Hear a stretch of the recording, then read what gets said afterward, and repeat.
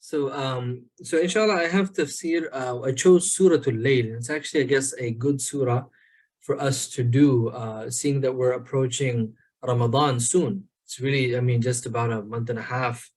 Exactly today is what? 17th of Rajab. So we really don't have much time until Ramadan, right?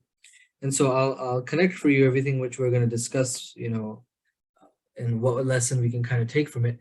But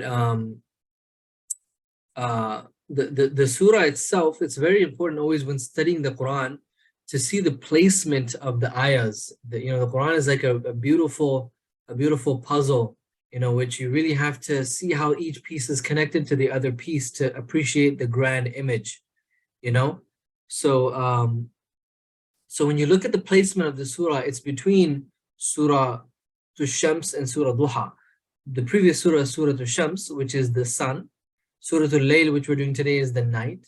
And the one after, Surah Al-Duha, is the daytime. Al-Duha is the daytime, in specific at around 9 a.m.-ish, when the sun is at its peak, daylight is at its peak. However, it's still a comforting form of daylight. And so some of the scholars now, they mention now why one surah we talk about the day, the next the night, and the next again the day. And so in that, if you look at, for example, the discussion that Allah Ta'ala speaks about in Surah Al-Shams, primarily He took several oaths, around 7 approximately, to then speak about the condition of the human self. And so a lot of the scholars, they say that this alludes to the fact that the human self, we as people, men, women, in our actions and behaviors and spirituality, are going through cycles of days and nights. We're changing always. And our iman is raising, sometimes it's lowering, sometimes the challenges become easier, the challenges become harder. Life is a roller coaster, ups and downs. And the world is of nights and days. And Allah Ta'ala speaks about this concept, that the day followed by the night followed by the day. And they're although both separate concepts, but they lead to each other and they're related to each other. And we'll speak about more of that when we break down the surah as well. This surah also, some of the scholars said that this is the surah for Abu Bakr radiallahu anhu. So they say Surah Duha is the surah of the Prophet Muhammad sallallahu alaihi wasallam. And if you ever look into the tafsir of that, you'll understand why. But this surah is the surah gifted to the friend of the Prophet Muhammad sallallahu alaihi wasallam, Surah to Abu Bakr, the surah of Abu Bakr. And why is that? It's because a lot of the scholars are of the opinion, although I'll mention 2 opinions regarding that, but a dominant view is that this surah is speaking about the virtue of Abu Bakr, the type of person he was, his generosity. And we know many, many good things about Abu Bakr radiallahu anhu, but the fact that a whole surah is speaking about him, it speaks high levels of his virtue and of his generosity, his fear of God, and other good qualities. So we can now move on, to the first ayah. Allah Tabarak wa Ta'ala says that by the night when it covers. So the part of the beauty of the Quran, is that, and a lot of times you'll see different approaches to try to understand the Quran.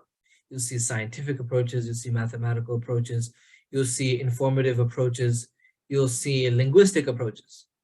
And primarily, the language spoke great levels to the Arabs, because the Arabs were people of culture, and their culture revolved around their language and around specifically fluency and eloquence of language. If you were eloquent, you were honorable.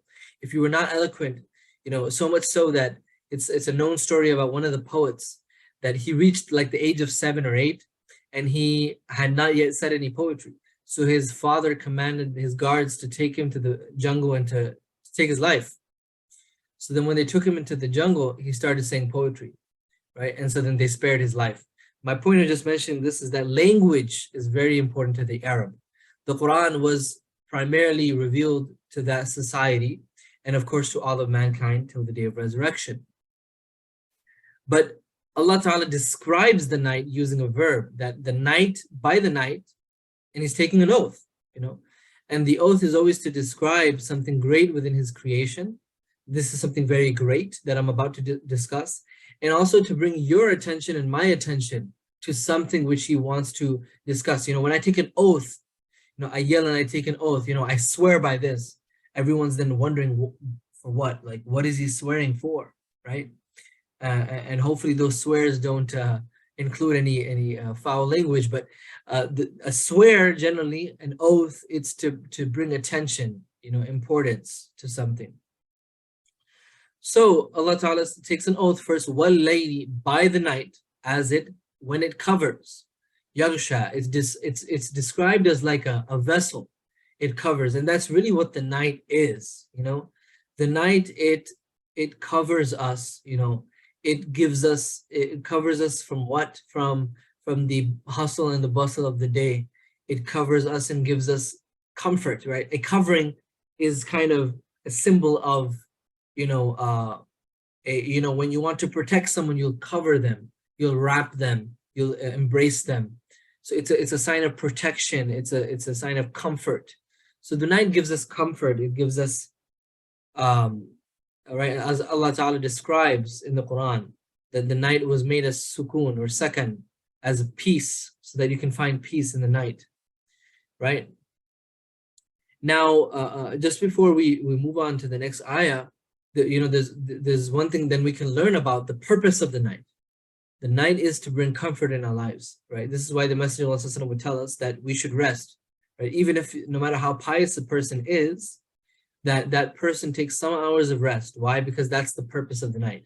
And so Allah Ta'ala is telling us the inner values, the inner intrinsic values of things. He's about to explain to us the night, the day, man and woman, right? But another thing which is very important to understand is that night is different from day.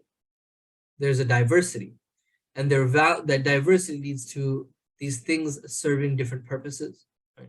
And so now we can move on to the next ayah. Allah Ta'ala says, وَالنَّهَارِ إِذَا تَجَلَّى, and by the day when it appears. Tajalla is when something manifests, right? Something great, magnificent, it shows, it appears.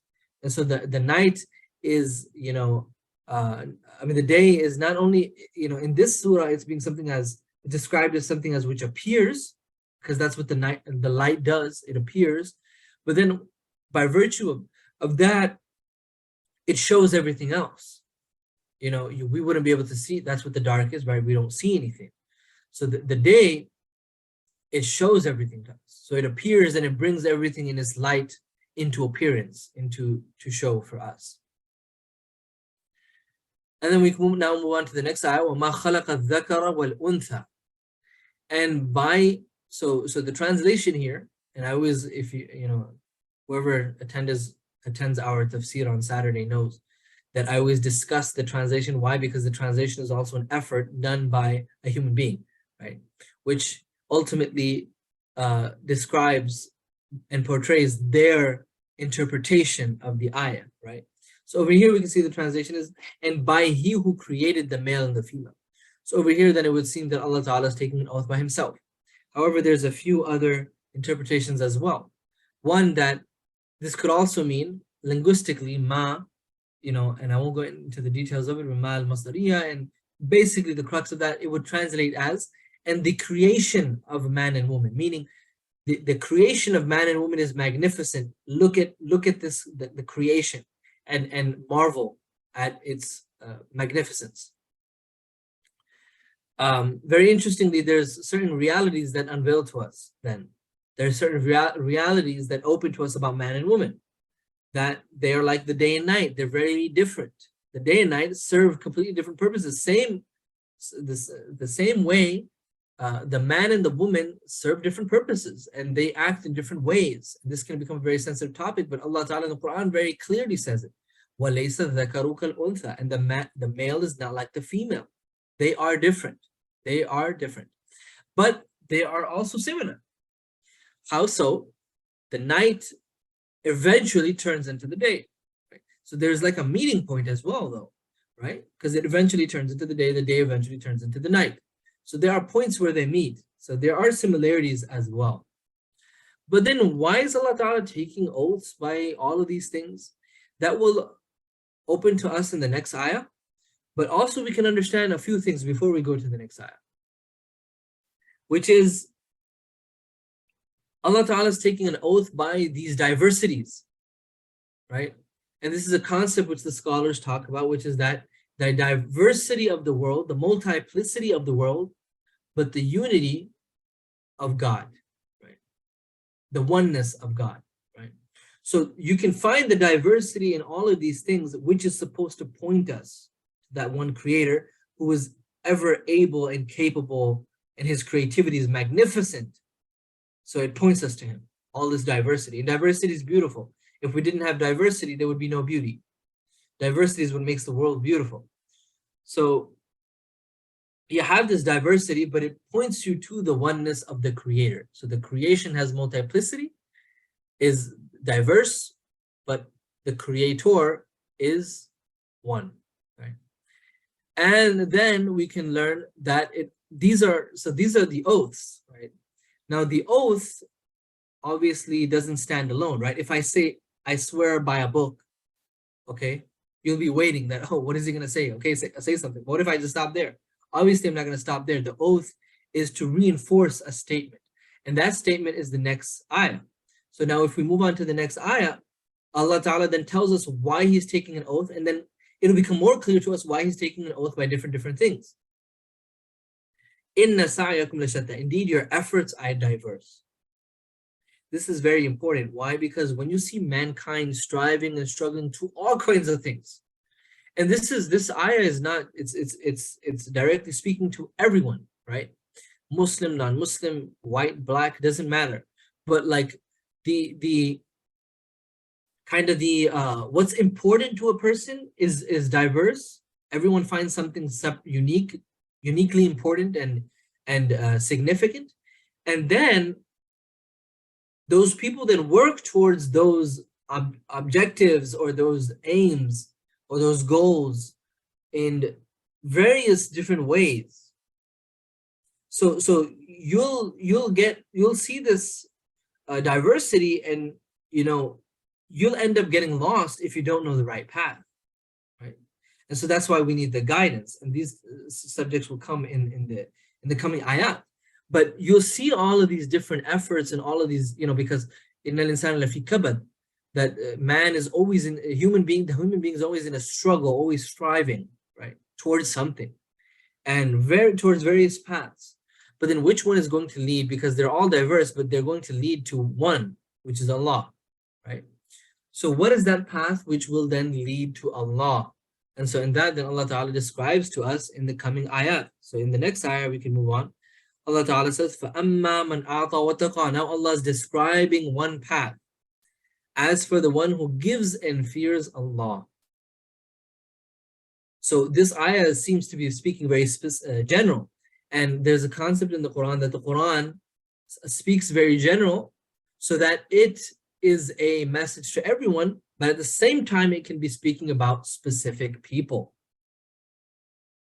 So Allah Ta'ala says that as for the one who gives, and over here, he's not mentioning what's being given, nor the person who it is being given to. Why? Because this is the etiquette of the giver in Islam, that a Muslim gives without discrimination. They give, and they give without discrimination to how much they're giving or to who they're giving. They just give. That's the beauty and the generosity of a strong Muslim.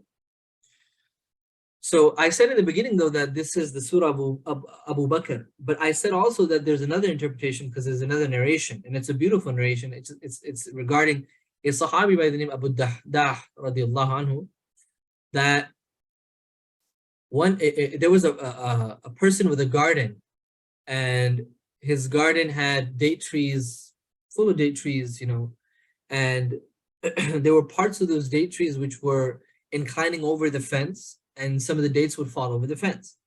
Now, on the other side of the fence, there was a very poor family, right? And this story is very beautiful. It was a very poor family, and they had children. Those children, when they would see the dates fall, they would go and they would grab those dates, and they'd try to keep them and eat them. But the owner of that garden, he'd rush over and he'd grab the dates from the hands of those children. And those children would then cry. And the parents would be in utter shock that, they're just kids. How could a person be like this to just kids? They don't know better, and they're hungry. They're from a poor, they're in a poor family. They see dates, and now he's not only are they getting the dates, but then after that he's depriving them, he's taking it from their hands, right? So then the Prophet ﷺ, the parents of those children went and they complained to the Prophet ﷺ that, this is what this person is doing. So the Prophet ﷺ said, let me talk to the owner of the garden. He goes to the owner of the garden. He says, I'll promise you a date tree in paradise if you just let these kids, have their dates whenever it falls on. So he says no. Now, here's the thing. What is he declining? We think it's just a tree in paradise. Obviously, if you have a tree in paradise, you're going to be in paradise.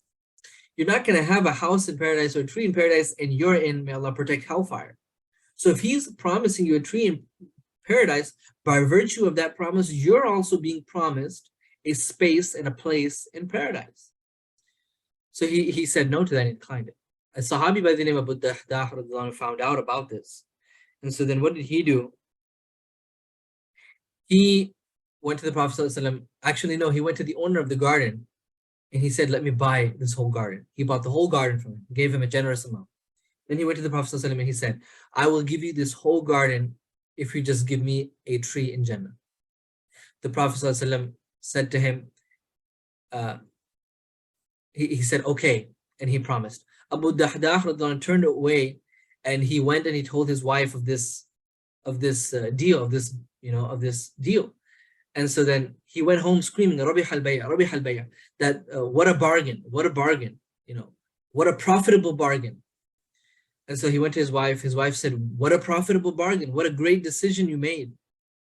And so then the Prophet ﷺ took that garden of dates.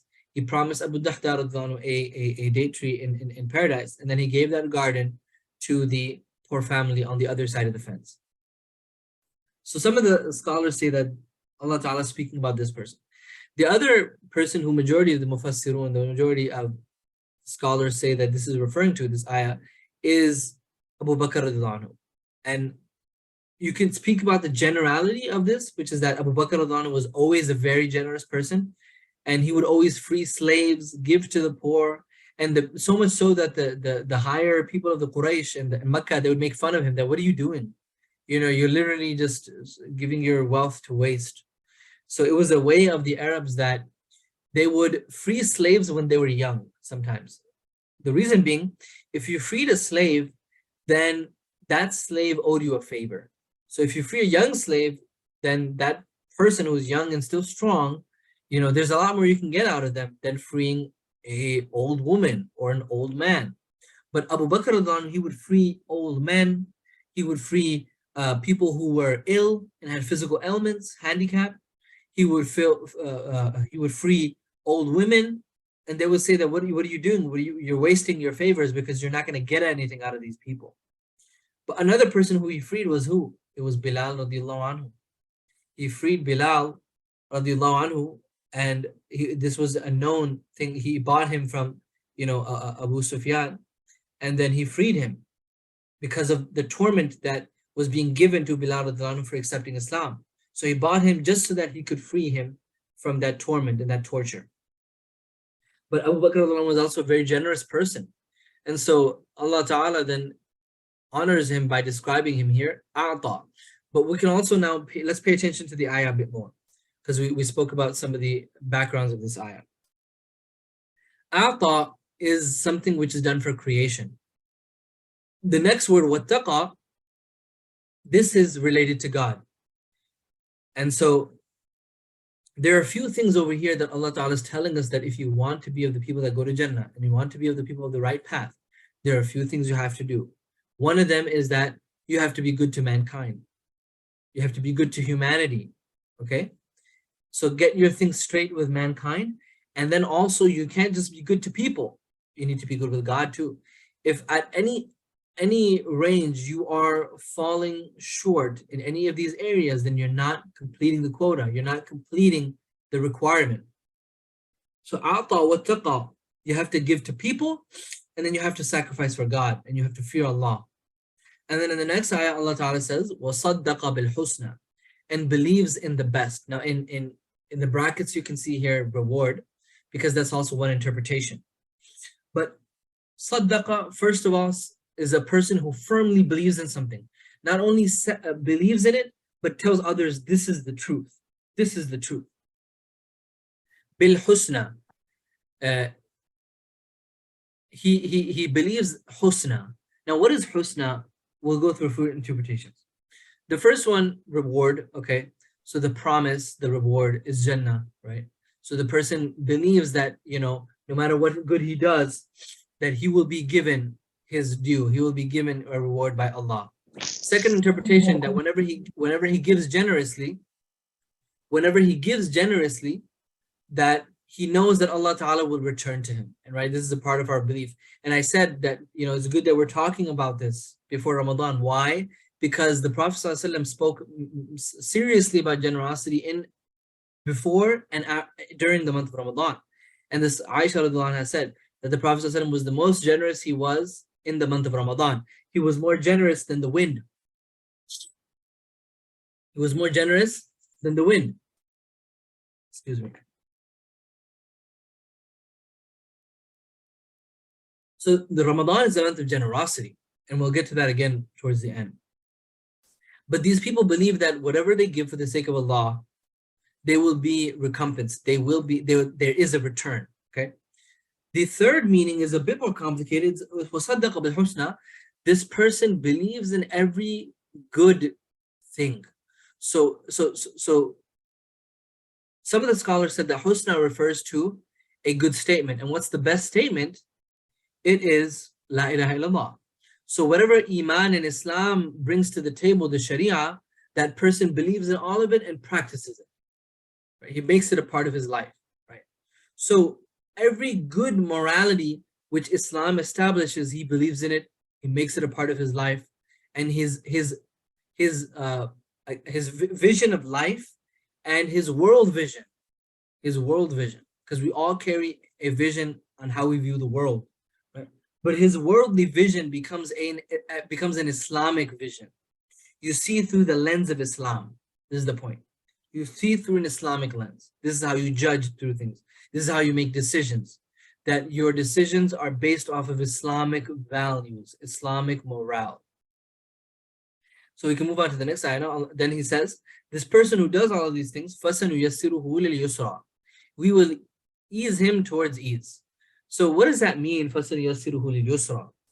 Taysir means to make something easy, to make the pathway easy. It also means when the camel gives milk easily, right? So فَسَنُيَسِّرُهُ لِلْيُسْرَى, we will give ease. Okay. Some of the scholars say we will ease him towards ease. We will ease him towards yusra. That yusra means Jannah. Some of the scholars said that it's not limited to Jannah. Rather, it means we will give him all ease in this dunya and in the hereafter. And what does that mean now? It's a very important concept that we need to understand, that ease doesn't necessarily mean an easy situation.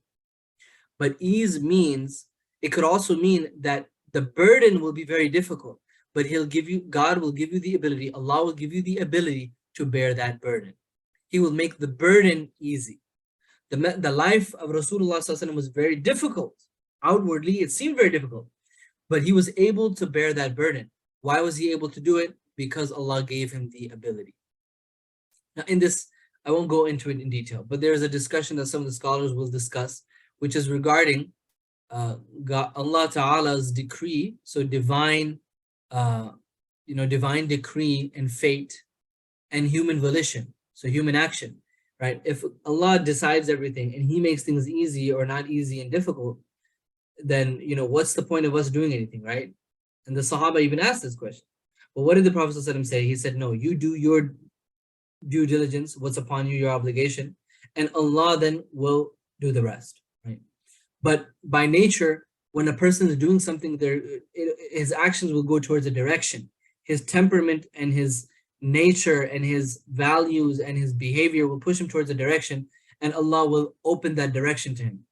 If it's good, then it's good, right? So Allah will ease him towards good things, right? Allah will make life easy for him. Difficulty is easy for him. Now we can move on to the next ayah. Now, over here now, there's the complete opposite is being described. Allah Ta'ala says, وَأَمَّا مَنْ بَخِلَ وَاسْتَغْنَى. But as for the one who withholds, stingy. So bakhila is the complete opposite of a'ta, the one who gives. And wastaghna considers himself free of need, right? So ittaqa, the person who fears Allah, it's because he knows he's needy of Allah. But the person who considers himself free, and whether they, believe in Allah by their mind or their tongue, but their action, they're acting like they don't. Because they don't keep Allah in mind whenever they do anything. They don't think of Allah before they make a decision. They think that their decisions revolve around themselves and no one but themselves, not around Allah and what Allah wants and what pleases Allah. That person's acting arrogant. Right? So, wastaghna, he finds himself free of need. That وَكَذَّبَ بِالْحُسْنَى. And the next thing, right? The next thing is وَكَذَّبَ بِالْحُسْنَى. The next ayah, وَكَذَّبَ بِالْحُسْنَى, that this person denies the husna. So everything we mentioned before of husna being either Jannah or promise or return of Allah's favors or morality, Islam, La ilaha illallah, the person denies this, then فَسَنُيَسِّرُهُ لِلْعُسْرَى. Then we will, the next ayah, Allah Ta'ala says that we will ease him towards difficulty. We will ease him towards difficulty. Now, how do we realistically understand this though? Because there are a lot of disbelievers that are living easy lives. And so that's why it's very important to understand that ease and difficulty is not necessarily what our eyes only see, but it's what's behind the scenes as well. This person who's a disbeliever may be living a very easy life, a lavish life, a luxurious life, and may die in the hospital, and their death even may seem easy. It seems like they're not even seeing any difficulty. They died in their sleep or something, a very easy death. Does that mean they're not going to see difficulty? No. Because ease and difficulty is firstly the way where Allah places it and how He judges it to be. This is why when a Muslim is going through ease or difficulty, no matter what, they are positive with Allah. Their thoughts are positive about Allah, right? And so, فَسَنُيَسِّرُهُ لِلْعُسْرَى, we will make their path towards heaven more difficult. We will make their path towards doing good deeds more difficult. It will be harder for them to ever be honest. It will be harder for them to be generous. Right? We'll make the stingy person more stingy and make it difficult for them to give. Right? This is the meaning of فَسَنُيَسِّرُهُ لِلْعُسْرَى, that their habits will become hurdles for them, burdens for them. Their ways will become solidified, stronger and stronger in the ways of evil, in the ways of falsehood. وَمَا يُغْنِي عَنْهُ مَالُهُ إِذَا تَرَدَّى. Now moving on to the next ayah. And وَمَا يُغْنِي عَنْهُ مَالُهُ إِذَا تَرَدَّى. And what will his wealth avail him when he falls? Meaning when this person dies, what will this person's wealth give them? Their wealth will grant them nothing. It won't give them anything. That wealth which they were holding on to very strongly, it's not going to do anything for them when they die. It won't go to the grave with them. It'll stay in this life. It'll be divided amongst those people who live after him or her. That wealth won't benefit him. It won't protect him or her from death, nor will it protect them in the grave. وَمَا يُغْنِي عَنْهُ مَالُهُ إِذَا تَرَدَّى. Their wealth will not grant them any independence. It will not grant them anything else. But rather it's what they do with that wealth. That's what matters. And now in the next ayah, the subject starts to change a bit. Allah Ta'ala says, Inna alayna lal-huda. That indeed upon us is guidance. Meaning the guidance will only come from us.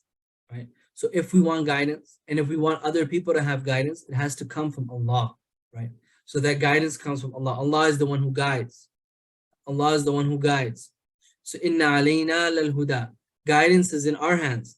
And earlier in the surah, Allah Ta'ala talked about all of these different pathways and that you will become lost in these pathways because there's so many pathways and it gets confusing. If you want to know what's the right way, then remember that you need to seek it from Allah. You need to seek it from God. Now, here's the thing though. We start to think that guidance is like very like robotic, and that, like, again, like, why should we make effort if guidance is in Allah's hands? And if he wants to misguide me, he can misguide me. Well, here's the thing. Guidance can be of different types. One is that a person grabs a child by their finger and guides them to a house. One is that I inform that child that go straight, take a left, then go straight, then take a right, and you'll see the house there. Now, if that child or that person decides not to follow the pathway I told him because he sees a alleyway, some alley, which seems like a shortcut, or he gets distracted by something, she gets distracted by something on the way, that's not the informer's fault, that's the person's fault.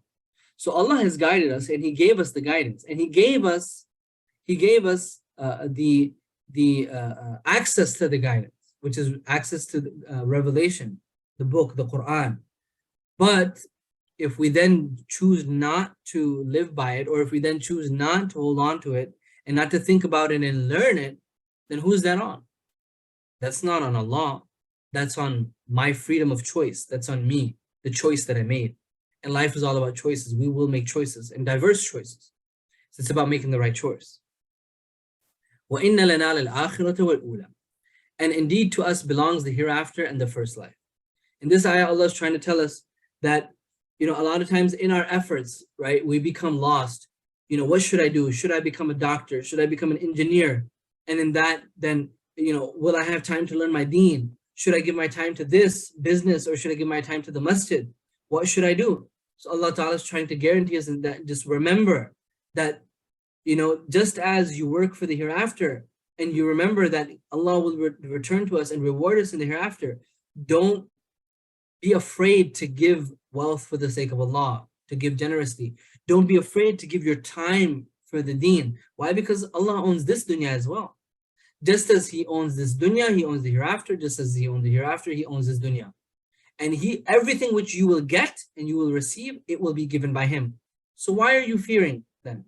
Why are you fearing doing the right decision, making the right choice, and giving your wealth in the path of Allah, doing things for the sake of Allah, taking out time for worshiping Allah, fearing Allah, and then taking care of the rights of people? If you know that Allah is the one who is the owner of both of these realms and universes. So أَنذَرْتُكُمْ نَارًا تَلَظَّى. So I have warned you of a fire which is blazing. And so some of the scholars say this is speaking about a specific place in the fire. And some of the scholars say that no, this is just in general. Taladha is the hottest that temperature that fire can be at. So Allah is talking about the hottest place of Jahannam. فَأَنذَرْتُكُمْ نَارًا تَلَظَّى لَا يَصْلَاهَا إِلَّا الْأَشْقَى. Moving on to the next ayah, Allah says that none will enter that burning place therein except the most wretched one. Now this ayah requires some attention, so please pay attention to the structure of this ayah. Allah says that he's not saying that the most wretched person will enter the fire. He's saying no one will enter it but the most wretched. What does that mean? Let's just say, for example, I say that no one will receive a ticket except the person who runs a red light. Okay, so no one will receive a ticket on this road except the one who runs a red light. What do you understand from that? That if I don't run a red light, then I won't be getting a ticket. So on this road, if I run a stop sign, I should be fine, because the governor or whatever, the law is saying that if you don't run a red light, meaning you have to run a red light in order to get a ticket, but obviously we know that there are other ways to get tickets as well. But if I said to you, if you run a red light, you'll get a ticket, then I'm not exclusively saying that's the only way to get a ticket. I'm saying that's the way to get a ticket, and there are other ways as well. But when I say only a person who will run a red light on this road will get a ticket, that means exclusively only that person committing that crime will get a ticket. So although this ayah is very scary, it's also merciful as well. Why? Because he's telling us that you have to be the most wretched of the wretched to enter this place of fire. And so if you're not the most wretched, you will not enter this place of fire. So just as he's warning us, Allah Ta'ala, in this ayah, he's showing us his mercy as well. And that's just a profound and beautiful lesson which we learn from this ayah. الَّذِي كَذَّبَ وَتَوَلَّى. What's the description of this person who is the most wretched? The one who denies and turns away actively from the truth. And so we learn, there's a difference from the disbelievers at the time of Makkah and the disbelievers today.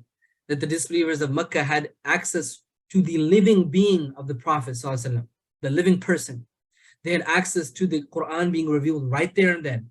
But they, 100% by their own logic and their choice, chose to deny and turn away. Watawalla, right?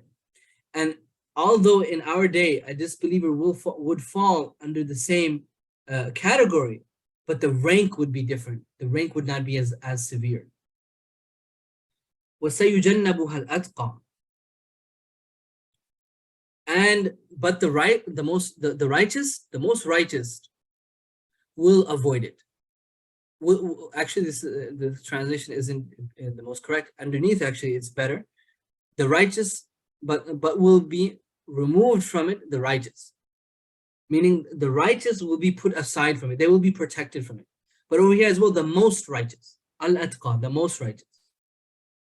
Now, again, this is different though, because in the last ayah it was no one shall enter it except for the most wretched. Over here, the most righteous will be protected from this fire. But what does that mean? The most righteous will be protected, but that's not necessarily that only the most righteous will be protected from it. So people like me or you, who we would consider ourselves not only out of humility, but in reality that we know we're not the most righteous people. We're not the best of the people. We're not Abu Bakr radiallahu anhu. That maybe there's a chance that we'll be protected from it as well. Because Allah did not say only the righteous. He said the most righteous, but others as well. But what's the example of that righteous? الَّذِي يُؤْتِي مَالَهُ يَتَزَكَّى. The one who gives his wealth to purify. So some of the scholars say this can be understood. Gives his wealth to purify himself, and some say to purify his wealth, right? And it works for both. When you give your wealth, you're ultimately purifying your wealth and you're purifying yourself. You're purifying your wealth from being spent in wrong places, extravagance, being spent on haram, and you're purifying it from being spent in the right place. And then you're also purifying yourself from being greedy. You're purifying yourself from being stingy. You're purifying yourself from being selfish, right? وَمَا لِأَحَدٍ عِنْدَهُ مِنْ نِعْمَةٍ تُجْزَى. And that when this person gives, that the giving that they do is not for anyone, right? And not giving for anyone who has done him a favor to be rewarded. That you're not giving it for any purpose, meaning any agenda. I'm not giving it so that people call me generous. I'm not giving it so that people also give me back. I'm not giving it so that when I give this person, he'll owe me a favor. I don't smile at other people just so they can smile back. I smile regardless, whether they'll smile back or not. I will give regardless of whether people give me back or not. I'm not expecting a favor. This person gives and he doesn't expect a favor from anyone else. He doesn't expect a repayment from anyone else. إِلَّا ابْتِغَاءَ وَجْهِ رَبِّهِ الْأَعْلَى. The next ayah. إِلَّا ابْتِغَاءَ وَجْهِ رَبِّهِ الْأَعْلَى. But only seeking the face of his Lord Most High. And what this means, what does it mean by the face? Number one, the pleasure. So where do you obviously see the pleasure of a being? Its face, right? So seeking the pleasure of Allah Ta'ala. And also, a few more things we can understand from this. It's that, when you do something good and you please a person, you can see the trace of pleasure on their face. And so you look at them and you're happy to look at them. So you're seeking that pleasure, that expression. When a child does something good and their parents, they applaud them and they're happy with them, they smile to them. They really love that moment. They experience that moment. They love that moment. But then when a child does something which they disobey the parent, then they look down So the people who please Allah, they will be looking at Allah in paradise and they will see Him. Allah Ta'ala says it in the Quran that their faces will be shining and they will be staring at Allah's beauty. They will be staring at Allah. But as for the people who don't do good, they are stingy, they hold their wealth back, and they limit themselves to the dunya. Those people will be veiled from Allah and they will be in disappointment. Allah will be disappointed in them and they will be disappointed and they will put their head down. They won't want to see the face of Allah because of disappointment. They know they will be ashamed. وَلَسَوْفَ يَرْضَى. And in the last ayah we conclude that وَلَسَوْفَ يَرْضَى. And this person, man or woman, male or female, who does these good actions, they will soon be satisfied. Soon and surely they will be satisfied. They will be pleased. Please Allah and you will be pleased one day. And so what are we learning? We said it was about Abu Bakr radiallahu anhu. What did he do? He freed a slave. He freed a slave, but he freed it in a way that he's also understanding, I'm a slave. Abu Bakr radiallahu anhu freed Bilal, seeking that he is also a slave, that, oh Allah, I freed this slave. Now I'm your slave, you free me from the fire. You understand? So this is the beauty behind Abu Bakr radiallahu anhu's actions, and why it's a general example for all of us that we need to be generous. And this is the perfect time coming that we prepare for this. We take an example. Ramadan is about taqwa. Ramadan is about generosity. Ramadan is about calling towards good, forbidding from evil, about upholding morality, about becoming better people, being more honest people, upright people. And so this, when we go through these cycles of day and night, the surah was Surah Al-Layl, we will see nights. We will see nights. Life will be difficult. Sometimes we'll experience spiritual highs, and sometimes we'll experience spiritual lows. Sometimes we want to fast, sometimes we don't want to, it becomes difficult. Sometimes we want to pray, sometimes it's difficult. Taraweeh is difficult. Qiyamul Layl, praying in the night, is difficult. But we need to try. We need to keep trying. And for those people who try, then there's a great promise for them. Allah Ta'ala promises them, and all those promises we spoke about within the surah. And I'll conclude with this. We ask Allah Ta'ala that He accepts our efforts in attempting to understand the surah, forgive us for any shortcomings in trying to understand it, and that He is the best knower of His word, and that He grant us deeper understanding of His Quran. Wa akhiru da'wana alhamdulillahi rabbil alamin. Jazakumullahu khairan. Wassalamu alaikum.